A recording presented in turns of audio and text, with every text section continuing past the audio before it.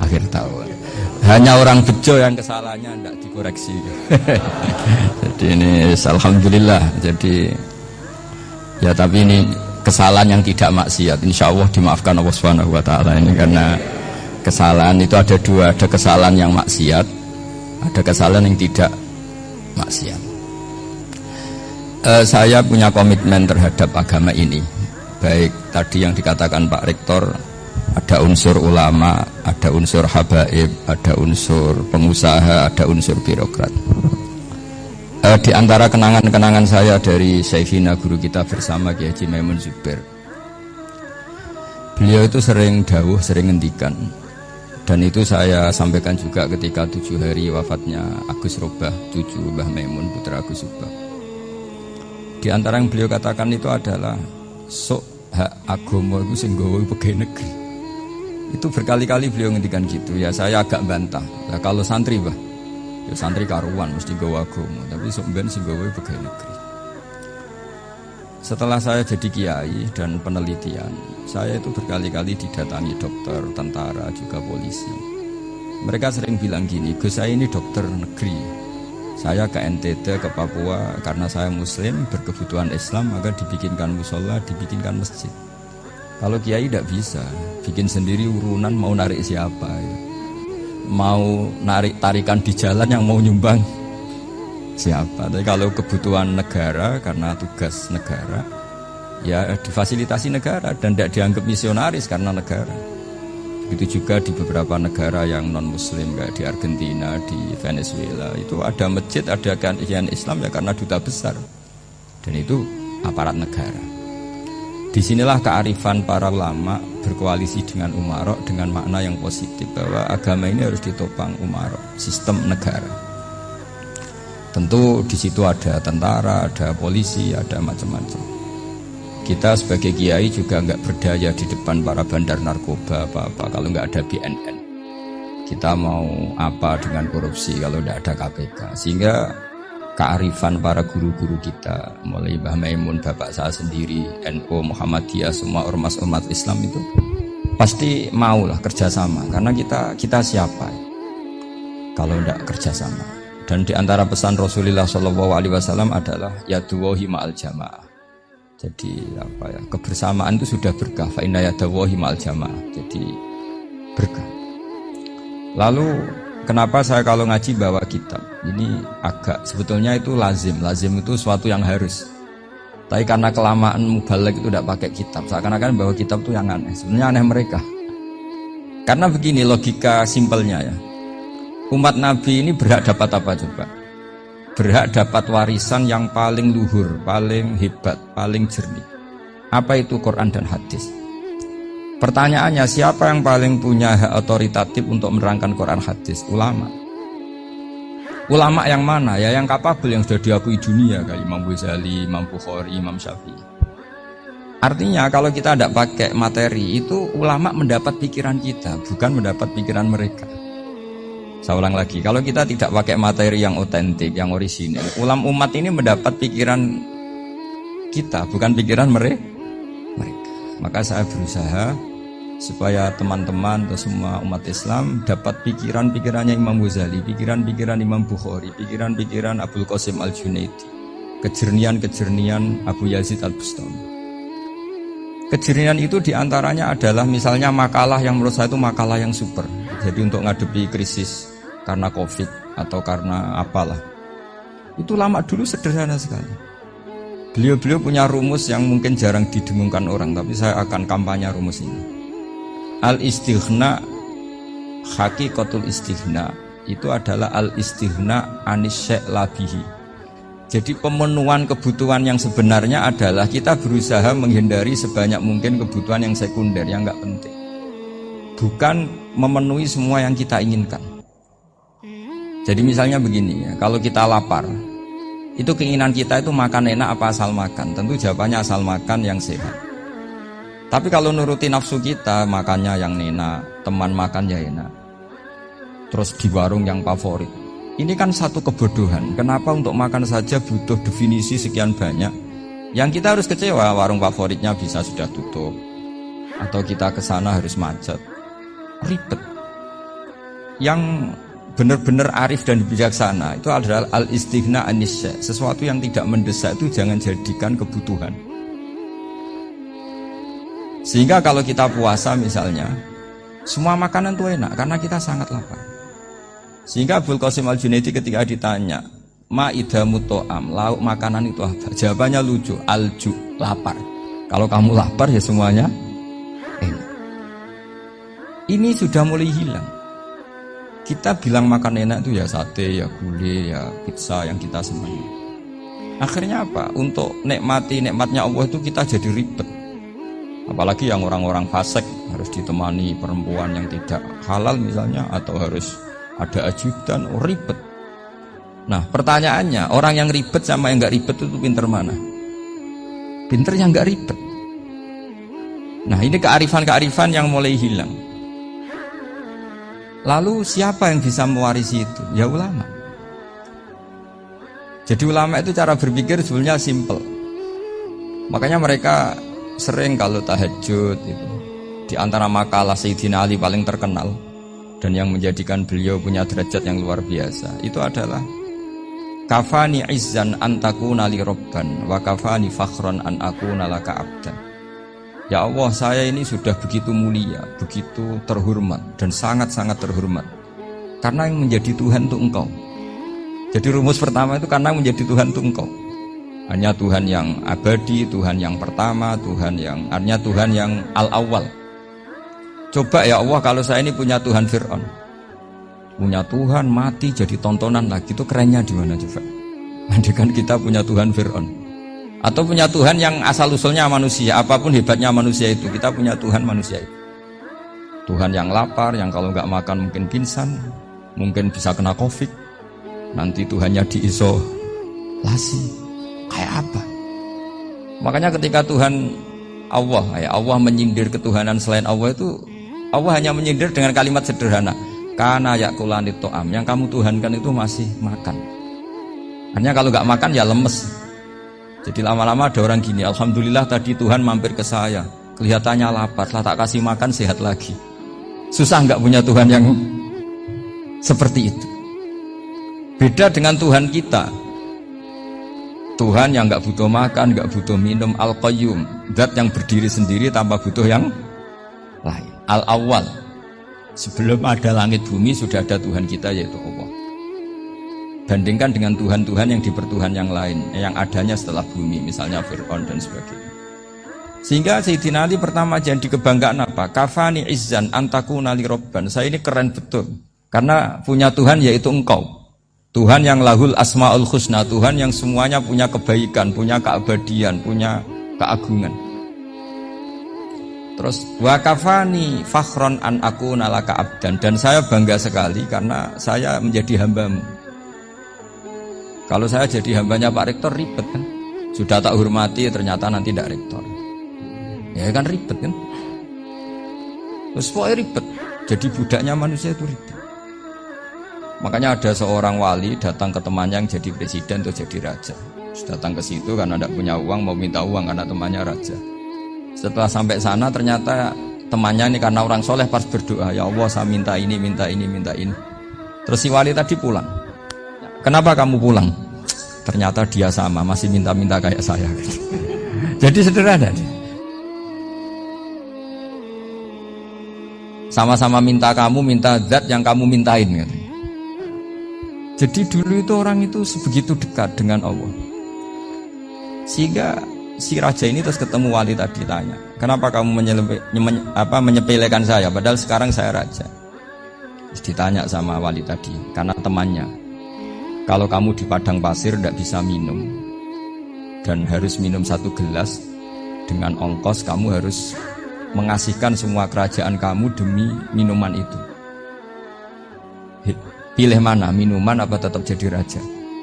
Ya saya milih bisa minum. Saya tidak raja tetap hidup, tapi kalau nggak minum mati. Bagaimana Anda bangga dengan satu kerajaan sing la yusawi kak samain, yang tidak sama dengan segelas air? Jadi artinya terus mereka melihat jadi raja itu ya biasa, jadi presiden biasa, jadi rektor biasa, karena mereka biasa berlogika Hakikatul izzah itu ya at-taqarrub ila Allah, yang benar-benar terhormat itu ya dekat dengan Allah. Begitu seterusnya mereka bikin paradok-paradok yang aneh, tapi itu menjadi pelajaran. Bapak saya Ki Nur Salim itu senang baca anekdot Nasiruddin Koja. Itu kalau bikin orang-orang aneh, itu dia datang ke satu pesta, pakai baju lusuh, pakai sarung lusuh atau celana lusuh, sama Sohibul Bait yang punya acara dibiarin. Setelah dibiarin dia pulang pakai jas, pakai dasi, pokoknya keren. Dihormatin, pakai alpat, pokoknya dihormatin. Silakan. Pas dia disuruh minum, minumannya itu disokkan saja ke sakunya. Jas, kamu harus minum yang banyak, karena kamu yang dihormati, bukan saya. Terus makanan ya semuanya diletakkan di saku, ada yang apa, ayo kamu makan yang banyak. Alpatnya juga gitu, dikasih sate apa, ayo kamu makan yang banyak. Mereka tidak melihat saya, melihat kamu. Akhirnya orang satu pesta itu istighfar semua, berarti kita ini salah. Terus dia pidato, kenapa kamu uang gitu? Tadi saya datang, orangnya sama. Gara-gara beda pakaian, penghormatannya beda. Berarti yang berhak dapat makanan ini jasa ya, bukan saya. Betapa naifnya kita sebagai orang. Ternyata kita masih hormat sesuatu yang seperti itu, yang atribut. Jadi orang-orang sufi itu orang yang bisa menertawakan dunia. Akhirnya ya, pertama dia dianggap orang gila, masa jas dikasih makan, dikasih minum. Tapi secara fikih dia benar, haram dia makan. Karena pas dia datang dibiarin, setelah pakai jas dikasih makan. Berarti hakikat yang dapat rezeki siapa? Jasnya apa orangnya? Jasnya apa orangnya? Jasnya. Jadi itu orang-orang sufi, kearifan orang-orang dulu itu bisa ngelola hal-hal yang keseharian menjadi luar biasa. Ada seorang wali melihat istrinya makan satu piring, anaknya makan satu piring. Ditanya, kalian kenyang? Wah, kenyang sekali. Melihat anaknya minum kopi satu cingkir, senang. Kalian senang-senang sekali. Wah, kalau senang dengan hal-hal yang murah bisa, ngapain harus senang dengan hal-hal yang mewah? Bodoh sekali ya. Sehingga terus mereka bisa qanaah. Qanaah itu ya hidup itu simpel, sederhana. Jadi tentu saya tidak akan ngomong yang muluk-muluk, selain itu tidak bidang saya juga apa ya. Kita ini butuh obat di kondisi Covid seperti ini. Butuh kesederhanaan, butuh apa ya? Istighna tadi. Kita harus istighna billah an ghairillah. Jadi sudah cukup bahwa Allah ini segalanya. Sehingga tadi saya dengarin himnenya Unisula, yang paling saya kagum adalah dimulai dengan kalimah-kalimah thayyibah. Di antara tugas suci Nabi Ibrahim dan semua Nabi adalah wa ja'alaha kalimatam baqiyatan fi aqibi. Nabi Ibrahim itu Nabi yang diberi gelar Allah. Dia adalah Nabi yang menjadikan kalimat tauhid itu kalimat yang abadi. Fi akibih, di anak turunnya, di semua generasinya, baik anak turun karena gen maupun karena pembinaan, karena pendidikan. Ini penting sekali saya utarakan karena apa? Satu kehidupan itu sebenarnya digerakkan oleh kata-kata, oleh moto kalau orang bahasa modern. Sehingga banyak ulama mengatakan al-ibarat qutun li'ailatil mustami'in, bahwa redaksi atau moto atau pegangan hidup itu penggerak kehidupan. Sehingga sebetulnya manusia itu digerakkan oleh kalimah-kalimah itu, oleh moto-moto itu, oleh prinsip-prinsip hidup itu. Misalnya orang Palestina itu tiap hari ke pasar gitu. Mereka ke laut gitu. Ditanya, kenapa tidak takut tembak Israel? Jawabannya lucu. Kena tembak ya mati, nggak makan ya mati, nggak kerja ya mati. Ya sudah, sama-sama mati ya, mendingan aktivitas normal. Tapi saya tidak menyarankan itu untuk melawan Covid. Ini cerita saja nanti. Kamu jangan provokator itu, karena ini wilayah sensitif. Jadi banyak orang yang poligami, kalau ditanya alasannya gitu, istri satu ya cerewet, dua ya cerewet, mendingan 4 gitu. Ya banyak ya gitu. Tapi ada yang kebalikan, istri satu cerewet saja hampir jantungan, apalagi 4, tinggal matinya kan gitu. Itu semua yang menggerakkan itu kalimat. Kalimat itu satu pegang. Banyak orang loh yang nggak ingin jadi rektor tuh banyak loh Pak Bejo. Jangan kira semua dosen ingin jadi rektor. Melihat rektor sibuk rapat mempertahankan reputasi Unisula, terus sering pegang kepala. Ngapain repot-repot? Jadi tukang sapu aja dapat gaji, ngopi, rokokan, selesai. Bodoh amat jadi rektor, mikir orang banyak. Banyak loh orang yang nggak ingin jadi presiden tuh banyak. Karena ngopi nyaman, gak ada yang ganggu. Mau tidur sampai jam 9 siang juga gak ada yang ganggu.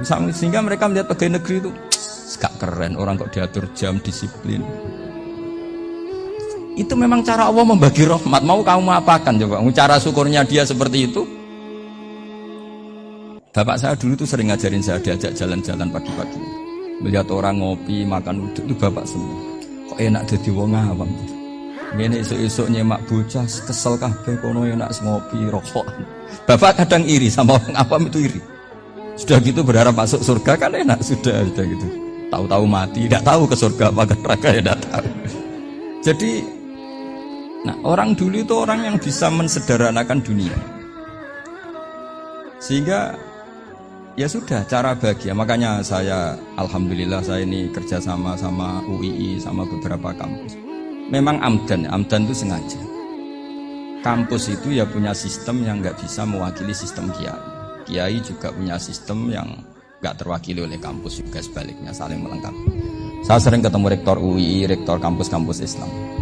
Mereka cerita, Gus pendidikan pondok harusnya dimodernkan gini-gini. Saya bilang, kalau pondok modern kayak kampus itu nanti saya ketemu Allah tidak bisa jawab. Kenapa Gus? Saya beri contoh gini. Kalau misalnya perempuan perawan lah atau apa saja, pokoknya perempuan mau tanya tentang menstruasi atau haid. Kalau semuanya sistem kampus, dia harus kuliah dulu, registrasi dulu, kuliah dulu, bayar dulu, dan dapat jawabannya nunggu mata kuliah pas itu. Bandingkan kalau sistem pondok, saya tuh sering ke pasar sama anak saya dicegat sama ibu-ibu, Gus, anak saya ngalami gini-gini, keluar darah terus menerus, nggak 6 hari tapi 1 bulan penuh. Itu hukumnya apa Gus ya? Nanti saya mau sowan ke jenengan. Nggak usah sowan, di sini aja. Ya sudah, sebelum mengeluarkan darah yang rutin seperti itu biasanya haidnya berapa hari? 6 hari, ya sudah ikut yang 6 hari, yang lainnya istighatsah. Ngoten tok Gus, ya udah gitu. Begitu terus di masalah udhiyah. Ya coba kalau semuanya pakai sistem kampus, daftar dulu, bayar dulu. Jadi ini nggak ada jawabannya, nunggu mata kuliah itu baru dapat jawaban. Itu biasa nggak sholat bertahun-tahun karena belum ada jawaban tentang itu. Nah, itu kalau misalnya orang mati, tahunya cara apa memulasara jenazah itu nunggu kuliah dulu, pas mata pelajaran itu dulu, baru menangani orang mati. Berarti orang mati itu tergeledak semua. Tapi kalau kiai kan enggak. Kesini orang mati terbakar, kalau dimandiin malah badannya copot-copot, itu gimana hukumnya? Ini ada orang mati Gus Kendat, ini disolati apa enggak? Ada orang mati apa itu oplosan gitu, itu disolati enggak? So sering ditanya gitu. Gak usah registrasi Pak Rektor, gak usah registrasi, gak usah daftar, gak usah seminar. Makanya kalau orang kampus wani kiai itu ya kualat tenan gitu, karena ini yang on time ya. Tapi pondok seperti saya ya ikrar seikrar-ikrarnya. Pentingnya kampus karena melatih efisiensi waktu, disiplin, tata kelola manajemen, sehingga kita ya hormat. Tapi tadi kita harus saling melengkapi, sehingga saya tunjukkan ke publik bahwa saya hormat sekali sama polisi, sama tentara. Coba kita bisa apa ngadepi bandar narkoba kalau tidak polisi? Bisa apa coba menjaga NKRI kalau nggak tentara? Itu juga ya sudahlah, kita memang fa inna yadallahi ma'al jamaah, kita berkah itu kalau bersama-sama, tidak bisa kita sendiri. Nah lalu orang kayak saya itu ya beberapa kali sebetulnya saya itu ditawanin jadi doktor honoris causa apa. Kekhawatiran saya satu Pak Bejo, takut pas gak punya uang itu dokter gak ada duit kan gak pantas gitu. Jadi repot gitu, daripada beban lah sudah lah gak usah dokter. Jadi kalau gak punya uang ya pantas, terus kalau ngebis ya pantas. Suatu saat kalau mati gak ada yang hadir ya pantas, enggak dokter gitu. Kalau sudah dokter kok masuk neraka, dokter kok masuk neraka, kayaknya apalagi rektor kampus Islam kok masuk neraka itu kan kok kayak agak pas itu. Misalnya rektor Unisiola ditanya mungkar nakir, nggak bisa kan kayak gimana gitu. Makanya harus sering ngaji saya supaya agak malu di depan mungkar nakir. Masa rektor ditanya mungkar nakir nggak bisa. Harus berani bentak, ini saya rektor loh Pak mungkar nakir. Masa kalau wali-wali dulu berani. Masyhur di cerita wali-wali ditanya marabbuka manabuka, saya ini guru tauhid. Kok kamu tanya marabbuka manabuka yang ngotok? Kamu tidak pernah ngaji, enak aja tanya. Jadi wali-wali itu ya rileks ngadepi mungkin. Saya yakin rileks wali di Bang Parik baru. Saya yakin itu. Karena wali itu lebih dekat Allah. Sehingga orang dulu itu saya ulang lagi, ada satu kearifan namanya hidup itu apa? Hidup itu adalah cari sebanyak mungkin supaya hidup itu tidak tergantung pada banyak hal. Sehingga misalnya cara berpikir orang-orang modern itu sebenarnya banyak orang-orang ilmuwannya nggak ngagumi Amerika. Bukan karena angkuh ndak. Untuk mempertahankan kebesaran negara sebesar itu, kebutuhan listriknya besar, kebutuhan tentaranya besar, kebutuhan apa? Sementara negara kayak Venezuela atau Swiss kebutuhannya ada banyak. Pertanyaannya, yang tergantung dengan banyak hal sama yang tidak tergantung banyak hal, itu pinter mana? Kalau dibalik pertanyaannya gitu, negara-negara maju itu tidak keren kalau dibalik pertanyaannya. Orang yang untuk mempertahankan eksistensinya banyak, butuh banyak hal, dengan yang tidak butuh banyak hal, itu pinter mana? Orang yang bahagianya nunggu jadi dokter, nunggu jadi kiai besar, kiai viral, dengan orang yang bahagia cukup dengan ngopi, itu pinter mana? Tapi kalau dibalik pertanyaannya, orang yang tahunya nikmat hanya kopi, dengan nikmat yang banyak, pinter mana? Makanya Mbah Mun tuh kalau guyon itu lucu. Terima kasih kalau dimarahin istri. Bagus lah marahin saya mah, kalau mari togo ribet. Jadi enteng saja. Tapi kita sekarang tuh karena nafsu ya, sehingga menghadapi hidup ini ribet. Ulama dulu kalau mau mati itu senengnya bukan main. Sudah lama saya ini ingin gak maksiat. Kayaknya gak maksiat paling efektif itu mati. Ya tidak apa-apa Gusti, kalau sebaiknya mati ya mati aja. Enteng saja. Jadi melihat kematian itu akhir dari segala keburukan atau potensi keburukan. Apapun baik kita sekarang, suatu saat mungkin kita gak baik. Yang bisa menghentikan ketidakbaikan atau potensi ketidakbaikan itu apa coba? Mati kan? Berarti mati itu mengerikan apa menyenangkan? Mesti kamu tidak berani menjawab. Meskipun secara ilmu kamu berani, tapi secara rasa agak berani kan? Saya ulang lagi ya. Yang bisa menghentikan keburukan atau potensi keburukan itu apa coba? Apa? Kematian. Berarti kematian itu menyenangkan atau menyusahkan? Apapun kamu tidak berani jawab karena kamu agak-agak duniawi itu kelihatannya. Tapi secara ilmu, kamu tahu kan kalau mati itu tidak buruk-buruk banget. Karena apa? Itu akhir dari segala keburukan. Sehingga Nabi ngajarkan kalimat itu begitu luar biasa. Allahumma ahyini maka natil hayatu khairan li wa tawaffani maka natil wafatu khairan li. Nabi melihat dunia itu begitu indah. Ya Allah, kalau saya ini hidup, anggap saja hidup ini ziyadatan li fi kulli khairin, menjadi modal saya menambah segala kebaikan. Jika suatu saat saya mati, anggap mawon rohatan li min kulli syarrin, itu akhir dari segala keburukan saya. Sehingga mati hidup ya baik, karena di situ kita bisa berkontribusi beramal soleh. Mati juga baik kan, karena mengakhiri segala keburukan. Nabi nate ngendikan lagi, ajaban li ambil mukmini inna amrahu kullahu khair. Orang mukmin itu mengagumkan, semuanya baik.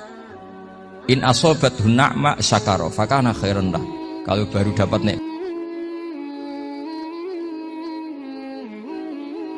nikmat dia syukur, maka itu baik. Wa in asobatu dharra sabara. Kalau dapat masalah mereka sabar, itu juga baik. Sehingga orang mukmin dua sisinya pasti baik. Itu juga kalimat, maksudnya moto atau pegangan hidup. Nah berikut ini saya beri contoh, ini kenangan saya, ini contoh terakhir. Masalah jadi orang terkenal maupun tidak. Di sini dicontohkan Imam Ghazali di halaman 367 di kitab saya 367, juznya 3 di kitab Ihya Ulumuddin. Di sini beliau cerita betapa untuk menjaga ikhlas sebaiknya orang itu tidak terkenal, tidak syuhrah, tidak terkenal. Oke, itu kita sepakat ya, karena kalau terkenal mungkin orang dipaksa publik dengan tanda kutip untuk selalu berbuat baik, tapi karena jaim lah, jaga image atau apa. Tapi ketika dibalik pertanyaannya, kamu rela yang terkenal itu orang nggak benar, sementara yang orang benar itu nggak terkenal. Lalu masyarakat taunya yang tidak benar. Kalau pertanyaannya dibalik gitu, orang baik wajib terkenal enggak? Kalau pertanyaannya dibalik seperti itu, Dokter yang benar tidak terkenal, yang malpraktek terkenal. Kamu ingin kondisi seperti itu? Gak ingin kan? Kampus yang bagus gak terkenal, kampus yang bagus gak terkenal, yang gak bagus. Nah, artinya apa? Gara-gara olah kata, olah pikiran, ini logika jadi rubah. Lagi-lagi apa? Jawaban itu ada di kata-kata sebetulnya.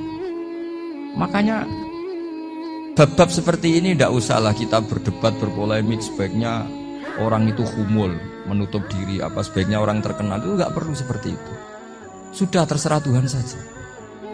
Makanya saya mulai dulu ngaji sampai sekarang itu ya tidak punya punya ikon tertentu atau punya website tertentu, enggak. Sudah terserah pangeran. Saya juga tidak sok suci materialistik atau enggak, ya tidak mikir saya. Bukan apa-apa ya, karena saya ini kiai, jadi biasa urusannya sama Allah, tidak sama makhluk. Jadi pusing kalau sama sarah-sarahnya makhluk itu pusing. Meskipun rektor kalau nasihati saya pasti tidak saya terima, itu tetap makhluk, itu sudah ada ngefek kalau saya itu sudah ada itu. Bukan karena saya sombong, ya memang makhluk betul gitu, bukan cuma nasibnya bejo aja, tapi makhluk tetap makhluk. Saya beri contoh ya. Ini makalah yang ditulis Imam Ghazali.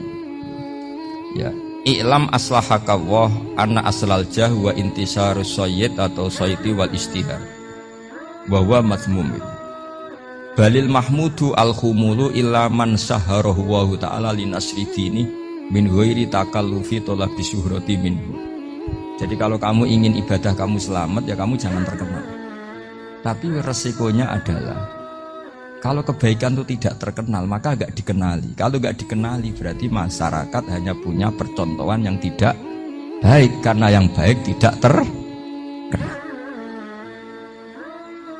Jadi itulah ulama-ulama dulu. Jadi apa-apa itu dibanding-bandingkan. Kemudian nanti kelihatan, jawabannya itu kelihatan.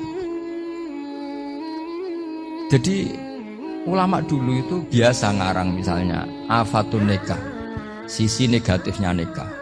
Harus ngurmat istri, harus macam-macam, kalau terlantar itu ya dosa.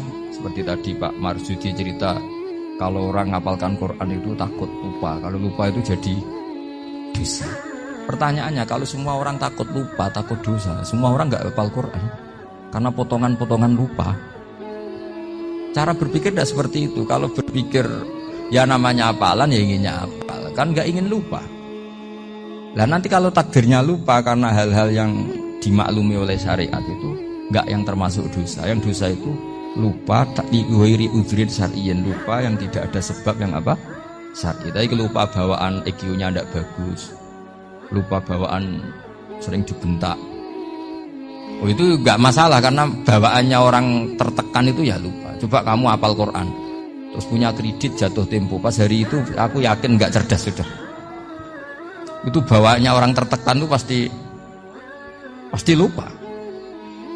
Jadi ya saya teruskan ya. Jadi terus ada makalah yang sangat bagus sekali tentang itu. Saya baca ya. Wa yadullu ala dzalika anna Allah azza wa jalla amaral anbiya'a bi idharil amali lil iktida wa khassahum bi mansibin nubuwah. Wala yajuzu ayyudhanna bihim annahum khurrimu afdhalal amalen. Jadi orang yang terlalu mendewa-dewakan khumul itu menutup diri. Oke, itu baik karena dengan khumul, dengan menutup diri Anda tidak riya, Anda tidak pamer. Tapi kata Imam Ghazali, kamu juga harus ingat di antara syaratnya Nabi itu harus mengumumkan kalau beliau itu seorang Nabi. Harus memaklumatkan kalau beliau seorang Nabi supaya bisa diikuti. Caranya sholat harus diumumkan sehingga Nabi itu mengatakan harus jamaah. Karena dengan cara jamaah itu bisa shollu kama ra'aitumuni usolli. Coba kalau Nabi sholatnya nggak diperlihatkan, kamu harus sholat yang benar. Caranya gimana ya Rasulullah? Itu rahasia. Bingung nggak kira-kira? Bingung nggak? Ya misalnya amal rahasia selalu lebih baik. Terus ada pertanyaan, Nabi ngendikan kamu sholat yang benar. Caranya gimana Nabi? Ya itu rahasia. Terus gimana coba? Tapi Nabi ngendikan apa? Shollu kama ra'aitumuni usolli. Ya sudah, kamu sholat niru saya sholat. Berarti Nabi sholatnya diperlihatkan apa disembunyikan? Diperlihatkan. Jadi begitu juga saya berkali-kali bilang, Orang tahu kalau itu bidan ya berdasar tulisan itu bidan. Tahu kalau itu dokter gigi ya itu dokter gigi. Jangan sampai gara-gara tidak ada tulisan mau beli alat bangunan di dokter gigi.